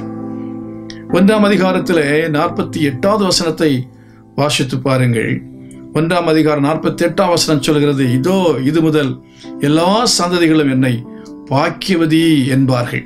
எல்லா ஜனங்களும் புகழக்கூடிய நிலைமையில, இதுவரையிலையும் நிந்தித்தவர்கள், இதுவரையிலையும் இகழ்ந்தவர்கள் இனி உங்களை புகழும்படியான கிருபையை கர்த்தர் உங்களுக்கு தருவார். புகழப்படுவீர்கள், புகழ்ச்சியை கர்த்தர் தருவார். நற்கீர்த்தி உண்டாகும். உங்களால் பயனடையும் பொழுது, உங்களால் நல்ல காரியங்கள் நடக்கும் பொழுது மக்கள் ஏன் புகழாமல் இருப்பார்கள்? நிச்சயமாய் புகழுவார்கள். மக்கள் புகழக்கூடிய நிலைமையில உங்களுடைய செயல்களை கர்த்தர் மாற்றுவார். உங்கள் மூலமாக அநேகர் நன்மை பெறுவார்கள். குடும்பத்தில் உதவாக்கரையாக இருந்திருக்கலாம், அவங்க தாயின் தகப்பனும் புகழுவார்கள். எனக்கு இப்படி ஒரு மகன் பிறந்தது, நான் கொடுத்து வச்சிருக்கணும் அப்படின்னு சொல்லக்கூடிய அளவுக்கு தாய்க்கும் தகப்பனுக்கும் நன்மை செய்கிறவர்களாய் மாறுவீர்கள். அதன் மூலமாய் தாயால் தகப்பனால் புகழப்படுவீர்கள். இதுவரையிலையும் வாலிபனே, மாணவனே, மனைவியே, நீ குறைந்த மதிப்பெண்களை வாங்கி கொண்டிருந்திருக்கலாம். ஆனால் கர்த்தர் இனிமே உன்னை நல்ல மதிப்பெண்களை வாங்க செய்து உன்னுடைய தாயின் தகப்பன் உன்னை புகழ்வார்கள். உன் ஆசிரியர், உன் ஆசிரியை புகழக்கூடிய நிலைமைக்கு கர்த்தர் உன்னை மாற்றுவார். விசுவாசிக்கிறாயா? அவர் செய்வார். அதே போல வீட்டில் சமையல் பண்ணினால் சமையல் சரியா வராது. கணவன் இன்றைக்கும் ஒரே திட்டுதான், எப்ப பார்த்தாலும் புருஷன்கிட்ட திட்டு வாங்குறது, அடி வாங்குறதுமா வாழ்க்கை இருந்து கொண்டிருக்கிறது. எனக்கு கர்த்தர் சொல்லுகிறார், இனிமே உன் வாழ்க்கையில நீ புகழப்பட போகிறாய். உன்னுடைய சமையலுக்கு ஒரு வித்தியாசம் வரும். உன் கணவன் விரும்பக்கூடிய நிலைமையில நீ ஆகாரத்தை சமைக்கிறதும் வீட்டு வேலைகளை செய்கிறதும் எல்லாம் மாறப்போகிறது. சோம்பலை கர்த்தர் எடுத்து போடுவார். உன் கையின் கிரியைகளை கர்த்தர் ஆசீர்வதிப்பார். உன் முயற்சிகளை கர்த்தர் ஆசீர்வதிப்பார். அதனாலே உன் கணவன் உன்னை புகழப் போகிறார். மனைவியால் புகழப்படாமல் இருக்கிற கணவன் புகழப்படுவார். விசுவாசிகளை பார்த்து சொல்லுகிறேன், உங்க போதகர் உங்களை புகழும்படியான நிலைமையில கர்த்தர் கொடுக்கிற காரியத்திலே, ஜெபிக்கிற காரியத்திலே, ஊழியம் செய்கிற காரியத்திலே தேவன் உங்களுக்கு மாற்றத்தை கொண்டு வருவார். தேவன் இதை செய்வார். மகிமையான காரியங்களை கர்த்தர் செய்வார். என்ன செய்ய வேண்டும்? இந்த மரியாளை போல நான் கர்த்தருக்கு அடிமை என்று சொல்லி உங்களை ஒப்புக் கொடுங்கள். நான் கர்த்தருக்கு அடிமை என்று சொல்லி உங்களை ஒப்புக் கொடுக்க வேண்டும். அப்பொழுது நிச்சயமாகவே உங்கள் வாழ்க்கையில நீங்கள் புகழப்படக்கூடிய புகழ்ச்சியின் உச்சத்திற்கே கர்த்தர் உங்களை ரசிவார், கொண்டு போய் நிறுத்துவார். லூக்கா சுவிசேஷம் 1ஆம் அதிகாரத்திலே 53ஆம் வசனத்தை வாசித்து பாருங்கள். பசி உள்ளவர்களை நன்மைகளினாலே நிரப்பி என்று அங்கே வாசிக்கிறோம். நன்மைகளினாலே கர்த்தர் உங்களை நிரப்புவார். இதுவரை நன்மைகள் என்று சொன்னால் என்ன என்று தெரியாமல் இருந்திருக்க கர்த்தர் உங்களை 2 விதமான நன்மைகளால் நிரப்பப் போகிறார். ஒன்று இந்த உலக பிரகாரமான நன்மைகள், இன்னொன்று ஆவிக்குரிய பிரகாரமான நன்மைகள். உலகத்தில் மக்கள் உலக பிரகாரம் நன்மைகளைத்தான் அவர்கள் அறிந்திருக்கிறார்கள். ஆனால் தேவன் நம்மை இந்த 2 விதமான நன்மைகளால் நிறைக்கப் போகிறார். நன்மைகளால் ஒரு வாயை திருப்தியாக்குவார் என்று வேதம் சொல்லுகிறது. ஆவிக்குரிய நன்மைகள் என்ன? 103ஆம் சங்கீதத்தில் படிக்கும் பொழுது அக்கிரமங்கள் மன்னிக்கப்பட்ட அனுபவம், நோய்கள் நீக்கப்படுகிற அனுபவம், கிருபையினால் இரக்கத்தால் ஆத்துமாவை முடிசூட்டுகிற அனுபவம், விழுந்து விழுந்து எழும்புகிற அனுபவத்தை எல்லாம் கர்த்தர் மாற்றி ஆவிக்குரிய ஜீவியத்திலே விடுதலை பெற்ற ஒரு அனுபவத்தை கர்த்தர் தரப்போகிறார். கிருபையினாலும் இரக்கத்தினாலும் கர்த்தர் முடிசூட்டுவார். ஐயோ, நான் திரும்ப திரும்ப பாவத்தில் விடுகிறேனே, நான் நித்திய நரகத்துக்கு தான் கடைசியிலே போக வேண்டியது இருக்குமோ, விசுவாசத்தில் நிலைநிற்க முடியாமல் போய்விடுமோ, ஆண்டுடைய அன்பை விட்டு நான் விலகி போய்விடுவேனோ என்று நீ பயப்படலாம். கர்த்தர் சொல்லுகிறார், உன் அக்கிரமங்கள் எல்லாம் மன்னிக்கப்பட்டது. தொடர்ந்து கர்த்தர் தம்முடைய கிருபையினாலும் இரக்கத்தினாலும் முடிசூட்டி உன்னை அரவணைத்து அவர் கரை கொண்டு போய் சேர்ப்பார். ஆகவே நீ கலங்க வேண்டாம், பயப்பட வேண்டாம். என்ன செய்ய வேண்டும்? ஆண்டுடைய சமூகத்திலே முற்றிலுமாய் ஒப்பு கொடுக்க வேண்டியது அவசியமாக இருக்கிறது. இந்த வசனம் என்ன சொல்? பசி உள்ளவர்களை நன்மைகளினாலே நிரப்புகிறார். நீதியின் மேல் பசிதாகம் உள்ளவர்கள் பாக்கியவான்கள் என்று இயேசு சொன்னார். அவர்கள் திருப்தி அடைவார்கள். கர்த்தர் உங்களை ஆவிக்குரிய அனுபவங்களாலே, நன்மைகளாலே, உலக பிரகார ஆசீர்வாதங்களாலும் அவர் திருப்தி அடைய செய்ய வேண்டும் என்றால் பசி உள்ளவர்களாக இருக்க வேண்டும். எதில் பசி இருக்க வேண்டும்? தேவ சமூகத்தை பற்றி ஜெபிக்க வேண்டும் என்கிற ஒரு பசி இருக்க வேண்டும். பரிசுத்த வேத புத்தகத்தை வாசிக்க வேண்டும் என்கிற வசனத்தின் மேல் ஒரு பசி தாகம் இருக்க வேண்டும். தேவனுடைய ஆலயத்துக்கு வர வேண்டும் என்கிற பசி இருக்க வேண்டும். பரிசுத்தாவின் அபிஷேகத்தை பெற வேண்டும், ரட்சிப்பை பெற வேண்டும், பரிசுத்தமாய் ஜீவிக்க வேண்டும் என்கிற இந்த காரியங்களாம் உங்களுக்கு ஒரு பசி இருக்க வேண்டும். இப்படியாவது அந்த படத்தை தியேட்டரில் போய் பார்த்து விட வேண்டும் என்று ஒரு பசி இருக்கிறதே, அது போக வேண்டும். எப்படியாவது இந்த சீரியலை முழுமையாய் பார்த்து விட வேண்டும் என்று நினைக்கிற எல்லா நாளும் பார்க்க வேண்டும், அது முடிகிறது வரையிலும் பார்க்க வேண்டும், ஒரு சீரியல் கூட விடக்கூடாது அப்படிங்கிறது ஓடோடி வந்து டிவிக்கு முன்ன உட்கார்ற அந்த அனுபவம், நீ அந்த பசி நீங்க வேண்டும். ஆவிக்குரிய பசி, நீதியின் மேல பசிதாகம் உள்ள நபராய் கர்த்தர் உங்களை மாற்ற வேண்டும் என்று விரும்புகிறார். தேவ சமூகத்தில் கேளுங்க, ஆண்டவர் எனக்கு அப்படிப்பட்ட பசியை தாரும் என்று சொல்லி கேளுங்க. அப்படிப்பட்ட பசியின் தாகம் எனக்கு வேண்டும் என்று சொல்லி கேளு. ஆத்துமாக்கள் மேல ஒரு பசி, ஆத்துமாக்கள் மேல ஒரு தாகத்தை தாரும் என்று சொல்லி கேட்கும் பொழுது கர்த்தர் உங்களை பசியினால் நிரப்புவார். பசி இல்லை என்றால் ஏதோ ஒரு வியாதி இருக்கிறது என்றுதான் அர்த்தம். அநேகருக்கு டாக்டர்ல போகும்போது கேட்பார்கள், வியாதிக்காக சோதிக்க போனால் டாக்டரிடத்துல மருத்துவத்துல போய் தங்களுக்கு சரீர சுகம் இல்லை என்று சொல்லும் பொழுது பசி இருக்கிறதா என்று கேட்பார்கள். சரியாக பசி இல்லை என்று சொன்னால் அவங்களுக்கு ஆரோக்கியம் இல்லை என்று சொல்லி அர்த்தம். ஆகவே ஒரு ஆரோக்கியமான ஒரு கிறிஸ்தவனாக, ஆரோக்கியமான ஒரு மனுஷனாக, ஆவிக்குரியவனாக கர்த்தர் உங்களை அவர் மாற்றுவார். அதே போல உலக பிரகார நன்மைகளை பெற்றுக்கொள்ள வேண்டும் என்றாலும் ஒரு பசி தேவை, ஒரு வாஞ்சை, ஒரு விருப்பம், ஒரு ஆசை, ஒரு தேடுதல், இது உங்களுக்கும் எனக்கு இருக்க வேண்டும். வேலை இல்லை என்றால் வேலையை தேட வேண்டும். அப்படி தேடுங்கள், அப்பொழுது நீங்கள் கண்டடைவீர்கள் என்று வேதம் சொல்லுகிறது. சும்மா சோம்பேறியா இராதபடிக்கு முயற்சி செய்ய வேண்டும், தேட வேண்டும், பிரயாசப்பட வேண்டும். பசி உள்ளவன் சும்மா இருக்க மாட்டான் என்கிறது போல என்ன செய்ய வேண்டும்? தேடிக்கொண்டே இருக்க வேண்டும், முயற்சி எடுக்க வேண்டும், பிரயாசப்பட வேண்டும். அப்பொழுது நிச்சயமாகவே கர்த்தர் உங்களை நன்மையினாலே நிரப்புவார். அது மட்டுமல்ல, அடுத்ததாக ஏன் கர்த்தர் மரியாளுக்கு அவர் இந்த மகிமையான காரியங்களை செய்தார் என்கிறதை குறித்து உள்ளதான காரியங்கள் உண்டு. அவைகளை குறித்து நாம் சுருக்கமாக நம்ம பார்க்க போகிறோம். ஏன் கர்த்தர் அவளுக்கு மகிமையான காரியங்களை செய்தார்? லூக்கா சுவிசேஷத்துல 1ஆம் அதிகாரத்துல 51, 52 அந்த வசனங்கள் சொல்கிறது. அவர் பலவான்களை ஆசனங்களில் இருந்து தள்ளி தாழ்மையானவர்களை உயர்த்தினார் என்று சொல்லி இருக்கிறதை பார்க்கிறோம். ஆகவே தாழ்மைதான் உயர்வுக்கு காரணம். கர்த்தர் உங்களுக்கு பெரிய காரியங்களை, மகிமையான காரியங்களை செய்ய வேண்டும் என்றால் இந்த மரியாளை போல தாழ்மை உள்ளவர்களாக இருக்க வேண்டும். தாழ்மை என்பது என்ன? மேலே உள்ள வசனத்தில் படிக்கிறோம், அகந்தை உள்ளவர்களை அவர் என்ன செய்தாராம்? தம்முடைய புயத்தினாலே பராக்கிரமம் செய்தார், இருதய சிந்தையில் அகந்தை உள்ளவர்களை சிதறடித்தார் என்று சொல்லி 51ஆம் வசனம் சொல்கிறது. இருதயத்தில் அகந்தை உள்ளவர்களாய் இருந்தால் கர்த்தர் உங்களுக்கு மகிமையான காரியங்களை செய்ய மாட்டார். அவர் உங்களுக்கு புத்திக்கு எட்டாத, கிரகிக்க முடியாத பெரிய காரியங்களை செய்ய மாட்டார். ஆச்சரியமான காரியங்கள் உங்கள் குடும்பங்களிலே நடக்காது. ஆச்சரியமான, அதிசயமான காரியம் கர்த்தர் செய்ய வேண்டும் என்றால் நாம் தாழ்மை உள்ள மக்களாக இருக்க வேண்டும். அகந்தைக்கு நாம் இடம் கொடுக்கவே கூடாது. அகந்தை என்பது என்ன? பணத்தை குறித்த ஒரு அகந்தை, அதே போல பொருள் இருப்பதனால ஏற்படுகிறதான அகந்தை, கர்வம், மேட்டிமை, சாதியை பற்றிய ஒரு அகந்தை, கர்வம், படிப்பின் அடிப்படையில் உண்டாயிருக்கிறதான அந்த கர்வம், அந்த மேட்டிமை, அந்த அகந்தை, இன்னும் பதவி இருக்கிறது என்பதனாலே வந்ததான அந்த ஆணவம், இவைகள் எல்லாமே கர்த்தர் உங்களுக்கு மகிமையானவைகளை செய்ய முடியாதபடி தடை செய்யும். இருக்கிறது இடத்திலிருந்தும் ஆசனங்களிலிருந்தும் தள்ளப்பட்டு விடுவீர்கள்.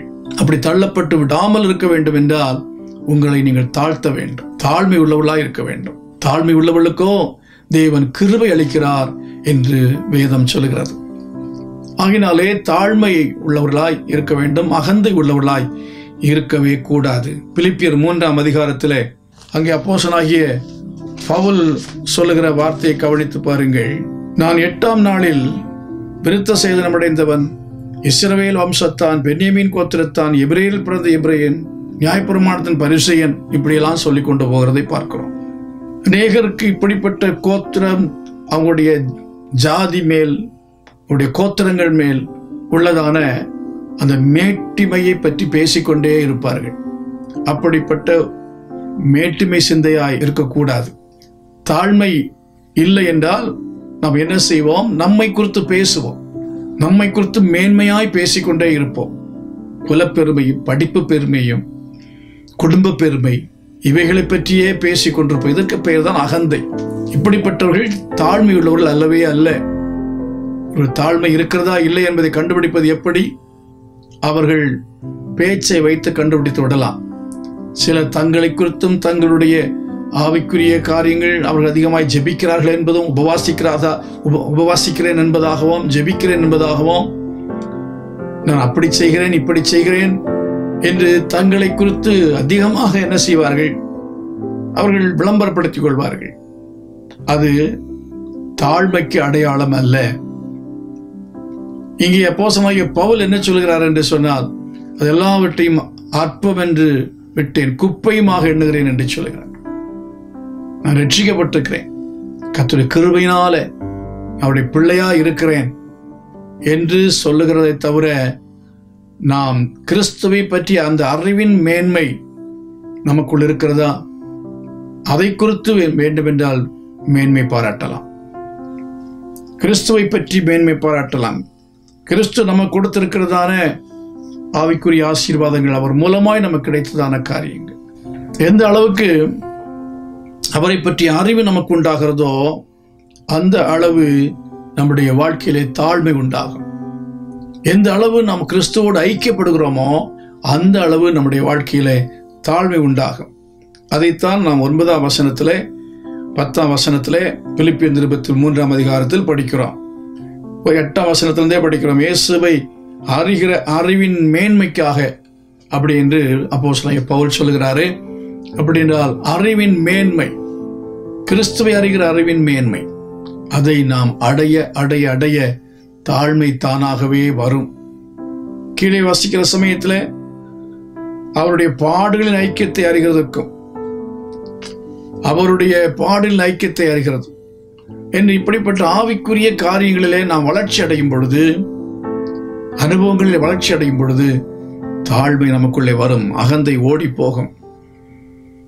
இன்னும் நீங்கள் வாசித்து பாருங்கள், தாழ்மை இருக்கிறவர்கள் அவர்களுக்கு வெளிப்படுகிறதான அடையாளம் என்ன, அவர் எப்படிப்பட்ட அடையாளத்தை கொண்டிருப்பார்கள் என்பதை பற்றி வேதம் சொல்லுகிறது 1 பேதுரு 5ஆம் அதிகாரத்திலே 5வது வசனம். 1 பேதுரு 5ஆம் அதிகாரம் 5ஆம் வசனத்தை வாசித்து பாருங்கள்.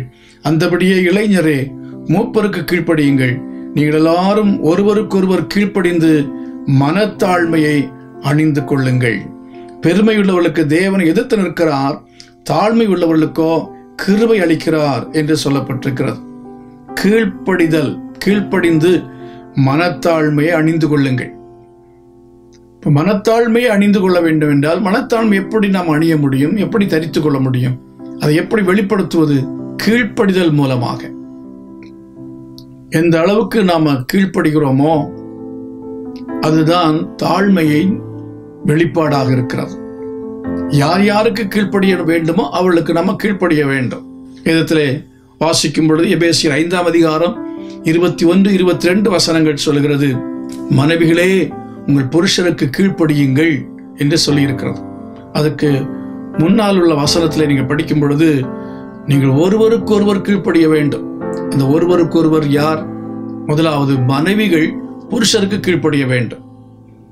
புருஷர்கள் மனைவிகளுக்கு கீழ்ப்படிய வேண்டும் அப்படிங்கிற அர்த்தத்தில் அல்ல அந்த வசனம் சொல்லி இருக்கிறது. மனைவிகள் புருஷருக்கு கீழ்ப்படிய வேண்டும்.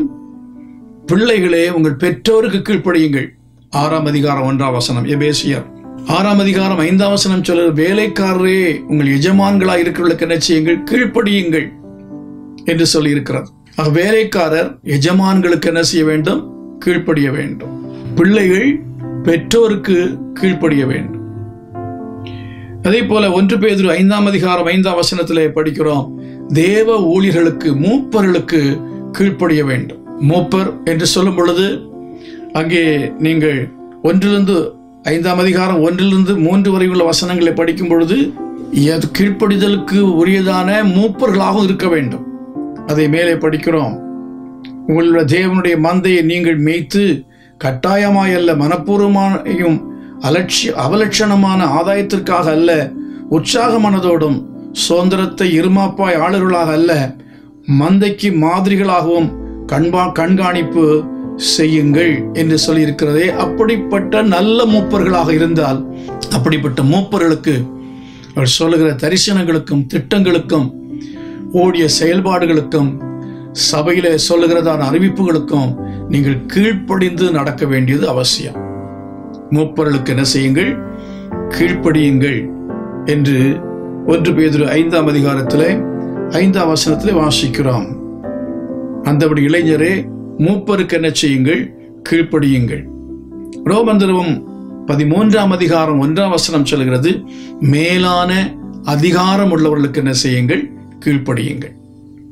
மேலான அதிகாரம் உள்ளவர்கள் என்று சொல்லும் பொழுது உங்கள் அலுவலகத்தில் இருக்கிற நபர்களாக இருக்கலாம், உயர் உத்தியோகஸ்தர்கள், இன்னும் நம்முடைய தேசத்தில் இருக்கிறதான உயர் நிலையில் இருக்கிறதான அதிகாரங்களுக்கு உட்பட்ட மக்களாக இருக்கலாம், அவர்கள் காவல்துறையை சேர்ந்தவர்களாக இருக்கலாம், அல்லது நிதித்துறையை சார்ந்த மக்களாக இருக்கலாம். வரி செலுத்த வேண்டும் என்று சொல்றவர்களுக்கு வரி செலுத்த கீழ்ப்படிய வேண்டும். காவல்துறையில் இருக்கிறவர்கள் போடுகிற சட்டங்களுக்கு கீழ்ப்படிய வேண்டும். நீங்கள் ஹெல்மெட் அணிய வேண்டும் என்றால் ஹெல்மெட் அணிய வேண்டும். இவ்வளவு வேகத்தில் தான் வாகனத்தில் போக வேண்டும் என்றால் அவ்வளவு வேகத்தில் தான் வாகனத்தில் போக வேண்டும், கீழ்ப்படிய வேண்டும். அதே போல சிவப்பு வரும்போது அங்கே நீங்கள் நிற்க வேண்டும் என்றால் ரோடு விதியை பின்பற்றி நிற்க வேண்டும். இப்படி மேலான அதிகாரம் உள்ளவர்களுக்கு கீழ்ப்படிய வேண்டும். அப்படிப்பட்ட அதிகாரம் உள்ளவர்களுக்கு எதிர்த்து நிற்கக்கூடாது. மனைவிகள் புருஷனிடத்தில் எதிர்த்து பேசக்கூடாது. பிள்ளைகள் பெற்றோரிடத்தில் எதிர்த்து பேசக்கூடாது. வேலைக்காரர்கள் எஜமான்களிடத்தில் எதிர்த்து பேசக்கூடாது. உயர் அதிகாரியிடத்தில் கீழ் வேலை செய்கிறதான நபர்கள் எதிர்த்து பேசக்கூடாது, அடங்கி போக வேண்டும். அதே போல மேலான அதிகாரம் உள்ளதான அரசியல் தலைவர்களாக இருக்கலாம், மந்திரிகளாக இருக்கலாம், அப்படிப்பட்டதான நபர்களுக்கு காவல்துறையில் உள்ள மக்களாக இருக்கலாம், யாரா இருந்தாலும் சரி, அவர்களுக்கு நாம் அடங்கி நடக்க வேண்டியது அவசியம். அதை ரோமர் நிருபம் 13ஆம் அதிகாரம் 1ஆம் வசனத்தில் படிக்கிறோம். ஏற்கனவே வாசித்ததான வசனத்தில் நாம் என்ன படிக்கிறோம்? கிறிஸ்துவுக்கு கீழ்ப்படுகிறது போல பயத்தோடும் நடுக்கத்தோடும் கபடற்ற மனதோடும். எபேசியர் 6:5 சொல்லி இருக்கிறது. எப்படி கீழ்ப்படிய வேண்டும்? கிறிஸ்துவுக்கு கீழ்ப்படுகிறது போல, அவருக்கு அவரை நினைத்து அவருக்கு கீழ்ப்படிவது போல, அவருக்கு பயப்படுவது போல. கீழ்ப்படியவில்லை என்றால் அதை குறித்து கணக்கு கேட்கிறவர், தண்டனையை தருகிறவர் கர்த்தர். கீழ்ப்படியவில்லை என்றால் தண்டனை உண்டு. தேவன் அப்படிப்பட்டதான நபர்களை தண்டிப்பார். தேவ கோபாக்கினை வரும். ஆகவே நீங்கள் பயந்து நடுக்கத்தோடும் கபடற்ற மனதோடும், வஞ்சகத்தோடு அல்ல, மனதிலே ஒன்றை வைத்துக் கொண்டு அல்ல, மனதிலே அவர்களை பற்றி குறை வைத்துக் கொண்டல்ல, குற்றங்களை அவர்களை பற்றி வெளியே பேசிக்கொண்டல்ல, உள்ளே கசப்பு வைத்துக் கொண்டல்ல, வஞ்சகத்தை வைத்துக் கொண்டல்ல, நீங்கள் அவர்களை குறித்து எந்த விதமான வஞ்சகத்தையோ கபடத்தையோ வைக்காமல், அவர்கள் உங்களுக்கு பேசின காரியங்கள் நிமித்தமாக உங்களை கடுமையாக நடத்தி இருக்கலாம், அது எல்லாவற்றையும் மனதில் வைத்துக் கொண்டிராமல் நல்ல இருதயத்தோடு என்ன செய்ய வேண்டும்? சுத்த மனதோடு கூட கீழ்ப்படிய வேண்டும். அதைத்தான் நாம் ரோமன் நிருபத்தில் வாசிக்கும் பொழுது அங்கே வாசிக்கிறோம். 12ஆம் அதிகாரத்தில் 1ஆம் வசனத்தில், தண்டனைக்கு பயந்தல்ல, ஆக்கினைக்கு பயந்தல்ல, கோபாக்கினை நிமித்தம் அல்ல, மனசாட்சி நிமித்தம் கீழ்ப்படிய வேண்டும். டிரான்ஸ்பர் போட்டுருவாங்களே அப்படி இப்படிங்கிறதுக்காக அல்ல. தண்டனைக்கு பயந்தல்ல, கோபாக்கினைக்கு பயந்தல்ல, மனசாட்சி நிமித்தம் கீழ்ப்படிய வேண்டும். தேவனுடைய தண்டனை கிடைக்குமே என்பதற்காகவும் அல்ல, உங்கள் மனசாட்சி, அதை நீங்கள் சோதித்து பாருங்கள். இந்த மனசாட்சி நிமித்தம் கீழ்ப்படிய வேண்டியது அவசியம். அருமையானவர்களே, அகந்தையாயிராமல் தாழ்மையாய் இருப்பது என்பது என்ன? 1 பேதுரு 3ஆம் அதிகாரம் 3-5 வரை வாசிக்கும் பொழுது, எளிமையாய் இருப்பது. அலங்காரம், ஆடம்பரமாய் உடைகளை உடுத்துவதோ, ஆடம்பரமாக தேவைக்கு மேஞ்சி அணிகலன்கள், அவசியத்துக்கு மேலாக வீட்டுக்குள் பொருட்கள் வாங்குவது, நகைகளை வாங்குவது, உங்களுடைய நிலைமைக்கு மேலாக தகுதிக்கு மிஞ்சி தகுதிக்கு ஏற்ற விதமாக உடுத்த வேண்டும். தகுதியான வஸ்திரம். நீங்கள் யார் எந்த இடத்தில் இருக்கிறீர்களோ அதற்கு ஏற்ற நிலைமையிலே உங்கள் வஸ்திரம் இருக்கட்டும், உங்கள் அணிகலன்கள் இருக்கட்டும். உங்களுடைய வசதிக்கு மிஞ்சி நீங்கள் ஆடம்பரமாய் உடுத்தக்கூடாது. உங்கள் உடலை நீங்கள் பேணுவதில்லை. நீங்கள் உடைகளை உடுத்தி எப்படி நடக்கிறீர்கள் என்கிறதை பொறுத்து உங்கள் உடை நடை பாவனையின் மூலமாய் நீங்கள் தாழ்மை உள்ளவர்களா இல்லையா என்பதை கண்டுபிடிக்க முடியும். எளிமையான உடைகள், எளிமையான பாவனைகள், எளிமையாய் நடப்பது, எளிமையாய் பேசுவது, எல்லாவற்றிலையும் நீங்கள் உங்களுடைய எளிமை இருக்க வேண்டியது அவசியம். எபேசியர் 4:2 சொல்கிறது, சகிப்புத்தன்மை இருக்க வேண்டும். பிலிப்பியர் 2:3 வாசிக்கிறோம், பிறரை உங்களிலும் மேன்மையாக நினைத்து மதிக்க வேண்டும். பேச்சும் பொழுது அவர்களை உட்கார வைக்க வேண்டிய உங்களுடைய சமமாக அவர்களை உட்கார வைக்க, எதிரே உட்கார்ந்திருக்க கீழே உட்கார வைத்து நீங்கள் மேலே பேசுவதற்கு பதிலாக உங்களுக்கு சமமாக உட்கார வைத்து உங்களை மதித்து நடத்த வேண்டும். அநேகர் அப்படி செய்கிறதில்லை. ஜாதி அடிப்படையில் பல காரணங்களை வைத்துக்கொண்டு அவர்களை கீழே உட்கார வைப்பார்கள். அப்படி அல்ல. அதை வேதம் சொல்லுகிற சமயத்தில் பிலிப்பியரிலே என்ன வாசிக்கிறோம்? இயேசு கிறிஸ்து அவர் தேவனுக்கு சமமாய் இருப்பது கொள்ளையாடின பொருளாக எண்ணவில்லை என்று நாம் வாசிக்கிறோம். அந்த இயேசு கிறிஸ்து சமமாய் மற்றவர்களையும் நடத்தினார் என்று சொல்லி பார்க்கிறோம். எண்ண வேண்டியதற்கு மிஞ்சி எண்ணக்கூடாது என்று 1 கொரிந்தியர் 10ஆம் அதிகாரம் 12ஆம் வசனம் சொல்லுகிறது. பிறர் அதுக்கு மேலே உள்ள வசனங்களை வாசித்து பாருங்கள்.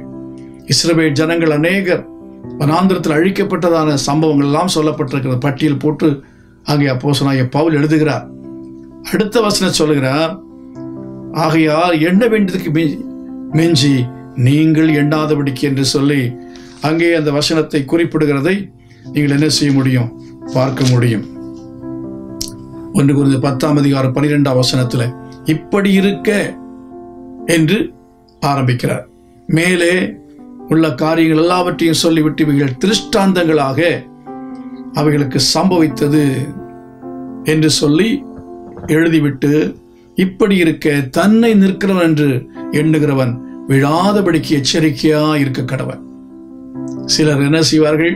மமதை உள்ள மக்களாக, நானெல்லாம் விழமாட்டேன், நானெல்லாம் அப்படிலாம் பாவம் செய்ய மாட்டேன் என்று பாவம் செய்த நபர்களை அற்பமாய் நினைப்பார்கள். அடுத்த நாள் இவங்க விழுந்துருவாங்க. ஒரு பாவம் செய்தால் தூற்றி கொண்டு தெரியக்கூடாது. நிற்கிறேன் என்று எண்ணுகிற நீ விழாதபடிக்கு எச்சரிக்கையா இருக்க வேண்டும். சிலருடைய வாழ்க்கையிலே அப்படி ஏற்படுகிற தண்டனைகள், ஒருவேளை அவர்களுக்கு ஏற்படுகிற பிரதிகூலமான காரியங்களை நினைத்து, சில குடும்பங்களை நடக்க நினைத்து அவர்களுக்கு அப்படித்தான் வேணும், அவர்கள் பாவம் செய்திருப்பார்கள் என்று சந்தோஷப்படக்கூடாது. இன்றைக்கு அவர்களுக்கு நாளைக்கு நமக்கு வரலாம். ஆகவே அவர்களுக்காய் ஜெபிக்க வேண்டும், அவளை விசாரிக்க வேண்டும். நாம் சந்தோஷப்படவே கூடாது. அப்படி செய்வோம் என்றால், அப்படி செய்யாமல் இருப்போம் என்றால், எண்ண வேண்டியதுக்கு மிஞ்சி நாம் எண்ணுகிறோம். எது எண்ண வேண்டியதுக்கு மிஞ்சி எண்ணுகிற எண்ணம்? தேவ கிருபை. எல்லாரும் நிலைநிற்பது தேவனுடைய கிருபை என்று எண்ண வேண்டும். அதுக்கு மிஞ்சி எண்ணுவது அது பெருமையை காட்டுகிறது. அருமையானவர்களே, இந்த மரியாளுடைய வாழ்க்கையிலே அவளுக்கு தாழ்மை இருந்தது. அவள் தாழ்மை உள்ளவளா இருந்தாள். ஆகவே தான் கர்த்தர் அவளுக்கு மகிமையான காரியங்களை அவர் செய்தார். கண்களை மூடி நாம் ஜெபிக்கலாம்.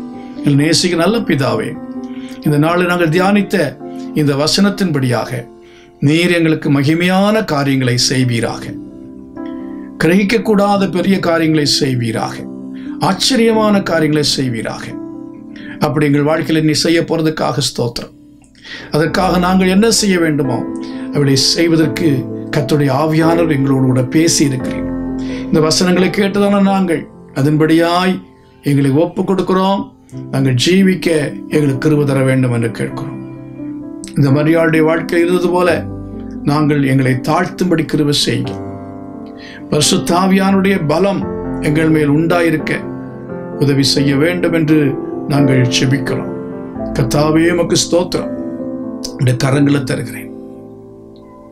ஒவ்வொருவரையும் ஆசீர்வதியும். ஒவ்வொருடைய வாழ்க்கையிலும் பெரிய காரியங்களை செய்யும். இயேசுவின் நாமத்தில் ஜெபிக்கிறேன் ஜீவனில் நல்ல பிதாவே, ஆமேன். நம்முடைய கர்த்தர் ரட்சகருமாய் இருக்கிற இயேசு கிறிஸ்துவின் கிருபையும் பிதாவாகிய தேவனுடைய அன்பும் பரிசுத்த ஆவியானுடைய அந்யோன்ய ஐக்கியமும் சமாதானமும் பாதுகாவலும் நம்ம அனைவரோடும் சகல பரிசுத்தவான்களோடும் கூட இன்றும் இன்றைக்கு நிலைத்திருப்பதாக. ஆமேன், ஆமேன். God bless you. கர்த்தர் எல்லாரையும் ஆசீர்வதிப்பாராக. Thanks for watching.